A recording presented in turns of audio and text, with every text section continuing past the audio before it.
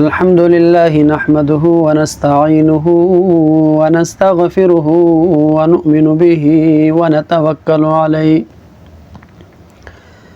ونعوذ بالله من شرور أنفسنا ومن سيئات أعمالنا من يهده الله فلا مضل له ومن يضلله فلا هادي له ونشهد أن لا إله إلا الله وحده لا شريك له ونشهد أن سيدنا ومولانا محمدا عبده ورسوله أما بعد.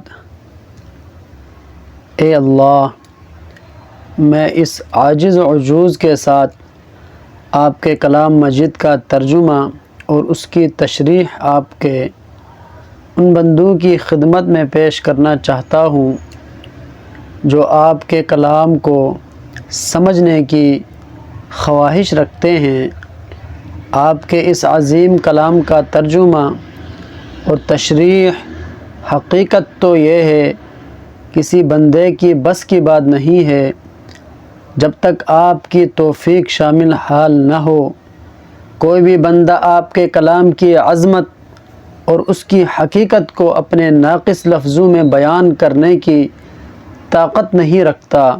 اے اللہ، اس کوشش اور کاوش کا اصل مقصود آپ کی رضا کا حصول ہے اور آپ کے کلام کو آپ کے بندوں تک پہنچانے کی کوشش ہے۔ یا ارحم الراحمین، اپنے فضل و کرم سے مجھے اس کام کے اندر اخلاص بھی عطا فرما اور اس کو ٹھیک ٹھیک اپنی رضا کے مطابق انجام دینے کی توفیق کامل عطا فرما۔ آپ ہی انسان کو توفیق دینے والے ہیں، آپ ہی اس کو ایسے کام کرنے کی صلاحیت عطا کرنے والے ہیں جو آپ کے رضا کے مطابق ہو۔ آپ کی توفیق کے بغیر کوئی کام نہیں ہو سکتا۔ اے اللہ، اپنے فضل و کرم سے مجھے اس کی توفیق عطا فرما، اس کو سننے والوں کے لیے نافع اور مفید بنا دے اور اس کو میرے لیے ایسے رضائے کامل کے حصول اور اس کو صدقہ جاریہ بنانے کی توفیق عطا فرما۔ آمین ثم آمین۔ بسم اللہ الرحمن الرحیم۔ شروع اللہ کے نام سے جو سب پر مہربان ہے، بہت مہربان ہے۔ الحمدللہ رب العالمین۔ تمام تعریفیں اللہ کی ہیں جو تمام جہانوں کا پروردگار ہے۔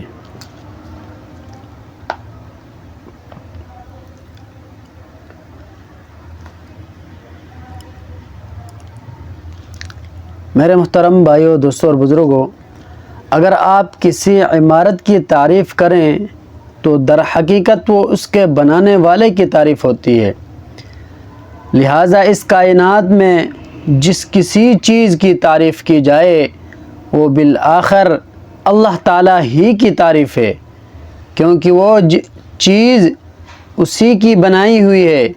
تمام جہانوں کا پروردگار کہہ کر، یعنی رب العالمین، تمام جہانوں کا پروردگار کہہ کر اسی طرف اشارہ کیا گیا ہے۔ انسانوں کا جہان ہو یا جانوروں کا، جمادات کا جہان ہو یا نباتات کا، آسمانوں کا جہان ہو یا ستاروں، سیاروں اور فرشتوں کا، سب کی تخلیق اور پرورش اللہ تعالیٰ ہی کا کام ہے۔ اور ان جہانوں میں جو کوئی چیز قابل تعریف ہے وہ اللہ کی تخلیق اور شان ربوبیت کی وجہ سے ہے۔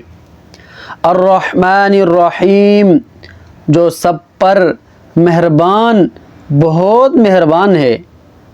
مالک یوم الدین، جو روز جزا کا مالک ہے۔ محترم بھائیو، دوستوں اور بزرگوں، روز جزا کا مطلب ہے وہ دن جب تمام بندوں کو ان کے دنیا میں کیے ہوئے اعمال کا بدلہ دیا جائے گا۔ یوں تو روز جزا سے پہلے بھی کائنات کی ہر چیز کا اصلی مالک اللہ تعالیٰ ہے، لیکن یہاں خاص طور پر روز جزا کے مالک ہونے کا ذکر اس لیے کیا گیا کہ اس دنیا میں اللہ تعالیٰ نے ہی انسانوں کو بہت سی چیزوں کا مالک بنایا ہوا ہے۔ یہ ملکیت اگرچہ ناقص اور عارضی ہے، تاہم ظاہری صورت کے لحاظ سے ملکیت ہی ہے، لیکن قیامت کے دن جب جزا و سزا کا مرحلہ آئے گا تو یہ ناقص اور عارضی ملکیتیں بھی ختم ہو جائیں گی۔ اس وقت ظاہری ملکیت بھی اللہ تعالیٰ کے سوا کسی کی نہیں ہوگی۔ ایاک نعبد و ایاک نستعین، اے اللہ ہم تیری ہی عبادت کرتے ہیں اور تجھ سے مدد مانگتے ہیں۔ یہاں سے بندوں کو اللہ تعالیٰ سے دعا کرنے کا طریقہ سکھایا جا رہا ہے، اور اسی کے ساتھ یہ واضح کر دیا گیا ہے کہ اللہ تعالیٰ کے سوا کوئی کسی قسم کی عبادت کے لائق نہیں، نیز ہر کام میں حقیقی مدد اللہ تعالیٰ ہی سے مانگنی چاہیے، کیونکہ صحیح معنی میں کارساز اس کے سوا کوئی نہیں۔ دنیا کے بہت سے کاموں میں بعض اوقات کسی انسان سے جو مدد مانگی جاتی ہے وہ اسے کارساز سمجھ کر نہیں بلکہ ایک ظاہری سبب سمجھ کر مانگی جاتی ہے۔ اہدنا الصراط المستقیم، ہمیں سیدھے راستے کی ہدایت عطا فرما۔ صراط الذین انعمت علیہم غیر المغضوب علیہم ولا الضالین،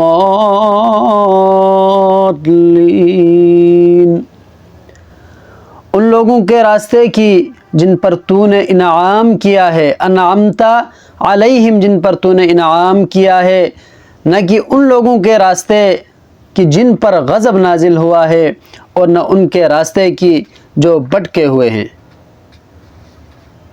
محترم بھائیو، دوستو اور بزرگوں، سورۃ فاتحہ کا ترجمہ مختصر سی تشریح کے ساتھ الحمدللہ مکمل ہو گیا۔